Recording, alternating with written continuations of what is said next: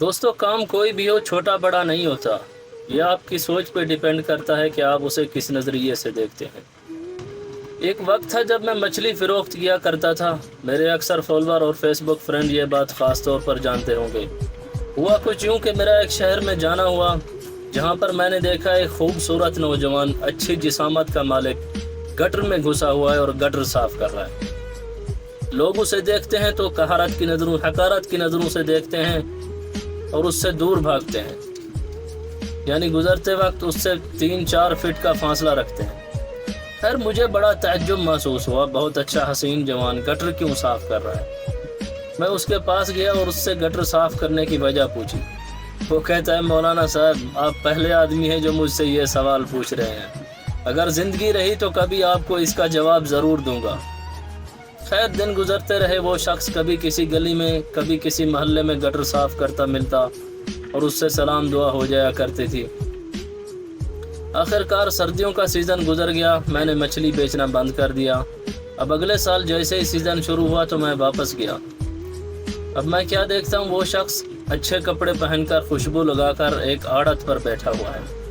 मैंने जैसे ही मछली की आवाज़ दी, उस शख्स ने मुझे बुलाया। मुझे कहता है, यहाँ आओ मौलाना साहब, अब वक्त आ गया कि तुम्हें सारी स्टोरी, सारी दास्तान से आगाह किया जाए। खैर, मैं वहाँ पे गया, बैठा उसके साथ। उसने मुझे चाय पिलाई। बहुत अच्छे अखलाक का मालिक था। तो कहता है, एक वक्त था जब हमारे ऊपर फाके पड़े थे, घर में खाने के लिए कुछ नहीं था। मैं अपने तमाम रिश्तेदारों के पास गया, भाई मुझे थोड़े से पैसे दे दे, मैं कोई कारोबार करना चाहता हूँ। जैसे ही मेरा कारोबार कुछ आगे बढ़ेगा मैं आपको वापस दे दूँगा। बोलता है, किसी ने मेरी हेल्प नहीं की। तो कहा, एक दिन मायूस बैठा था, इतने में मस्जिद में ऐलान हुआ कि फ़लाँ महल्ले और फ़लाँ गली में एक गटर बंद है, हमें आदमी नहीं मिल रहा, जो आदमी उसे खोल देगा हम उसे इतना मुआवजा देंगे। कहता है, वो उस टाइम में मेरे लिए बहुत काफ़ी था। खैर, कहता है, मैं चला गया वो काम करने। गटर साफ़ किया और पूरा दिन मुझे बदबू आती रही। मैंने सोचा दोबारा यहाँ मुड़ के नहीं आऊँगा। और कहते हैं, वहाँ से जो रकम मिली, शाम को फ़ारग होने के बाद घर आया और बच्चों की तमाम ज़रूरियात ज़िंदगी की चीज़ें लेके आया। और उस टाइम में कहता है, जो बच्चों के चेहरे पे मुस्कुराहट आई, उसकी वजह से कहता है मेरा इरादा बदल गया। मैंने सोचा, नहीं, काम कोई भी हो छोटा नहीं होता, चलो करता हूँ, जितने दिन नसीब में है, अल्लाह ने लिखी है ये रोज़ी तो यही करता हूँ। खैर, कहता है, दिन गुजरते गए, मैंने थोड़े थोड़े पैसे जमा किए और आज देखो तुम्हारे सामने बैठा हूँ। मैंने पूछा, भाई जितना भी हो, गटर साफ़ करके आप एक कारोबारी बिजनेसमैन नहीं बन सकते?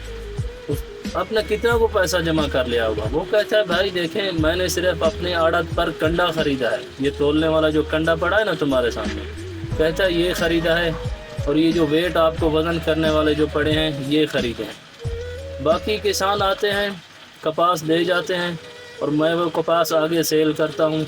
जब मिल से पैसे आते हैं मैं किसानों में बांट देता हूँ। तो अल्लाह ने इज़्ज़त रखी हुई है, कारोबार चल रहा है। तो मेरे भाइयों, ज़िंदगी में कोई भी काम मिले, अगर मुश्किल हालात हो तो कर लेना चाहिए।